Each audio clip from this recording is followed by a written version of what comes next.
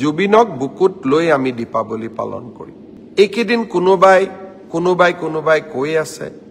দীপাৱলীত বোমা ফুটাব নালাগে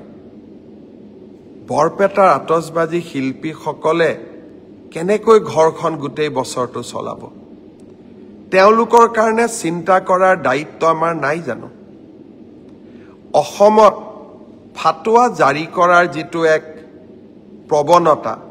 এছাম সংগঠনে গঢ়ি তুলিছে তেনেকে ৰাজ্যখন চলিব নোৱাৰে মই আকৌ এবাৰ মনত কৰিম জুবিন গাৰ্গৰ গোটেই জীৱনটোৱে আছিল দুখীয়া জনৰ কাৰণে মই ভাবো জুবিন জীয়াই থাকিলে প্ৰথমতে জুবিনে সংগঠনসকলক কলেহেঁতেন যে বৰপেটাৰ আতচবাজি শিল্পটোক আমি মৰিবলৈ নিদিওঁ মই অসমৰ ৰাইজক আহ্বান জনাম বৰপেটাৰ আতচবাজি শিল্পটোক জীয়াই ৰাখিবৰ কাৰণে দীপাৱলীত আমি থলুৱা শিল্পৰ বা থলুৱা আতচবাজি কাৰিকৰৰ পৰা কিনা বোমা আমি নিশ্চিতভাৱে ব্যৱহাৰ কৰিম আনন্দত নহয় শিল্পটোক জীয়াই ৰাখাৰ কাৰণে আৰু জুবিনৰ আদৰ্শক জীয়াই ৰখাৰ বাবে কোনোবাই মোক বেয়া পাব পাৰে আৰু যিসকল সংগঠনে টেলিভিছনৰ পৰ্দাত উলিয়াই যিকোনো এটা ফটোৱা জাৰি কৰি দিয়ে তাক আমি অন্তত আমাৰ চৰকাৰ থকালৈকে আমি তেনেকে চলিব দিব নোৱাৰো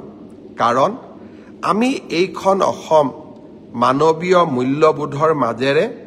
আগুৱাই যোৱাটো বিচাৰো সনাতন আমাৰ সংস্কৃতি দীপাৱলী অতীজৰে পৰা আমি পালন কৰি আহিছো বোমা ফুটাব লাগে নালাগে মই নকওঁ কিন্তু দীপাৱলীও পালন নকৰো যদি তেতিয়াহলে আমি বৰদিনো পালন নকৰিম যদি বৰদিন পালন নকৰো আমি নিউ ইয়াৰ্সও পালন নকৰো আৰু যদি নিউ ইয়াৰ্স পালন নকৰো তেতিয়াহলে আমি ঈদো পালন নকৰো আমি তেনেকুৱা কৰিব পাৰিম জানো আৰু সেই কাৰণে মই অসমবাসী ৰাইজক আহ্বান জনাম আমাৰ সভ্যতা সংস্কৃতিক আমি কোনো কাৰণতে এৰি নিদিওঁ আৰু সভ্যতা সংস্কৃতিক আমি আগুৱাই লৈ যাম আৰু বিনম্ৰতাৰে সৈতে আগুৱাই লৈ যাম মনৰ দুখৰ মাজতো আবেগৰ মাজতো আমি বৰপেটাৰ আতচবাজি শিল্পক আমি মৰিবলৈ নিদিওঁ কোনোবাই কৈছে যে এই বছৰ ইনকাম নহলে অহা বছৰ ইনকাম কৰিব কেনেকৈ কৰিব ক'ৰ পৰা কৰিব কোনে দিব সেই কাৰণে মই সিদ্ধান্ত লৈছো যে এই বছৰ বৰপেটাৰ আতচবাজি মই নিজেই কিনিম আৰু বৰপেটাৰ আতচবাজি ময়ো ফুটাম কিয় কাৰণ বৰপেটাৰ শিল্পটোক আমি জীয়াই ৰাখিব লাগিব বাকি আন ফটকাৰ লগত মোৰ সম্বন্ধ নাই কিন্তু দীপাৱলীও আমি পালন কৰিম বিনম্ৰতাৰে পালন কৰিম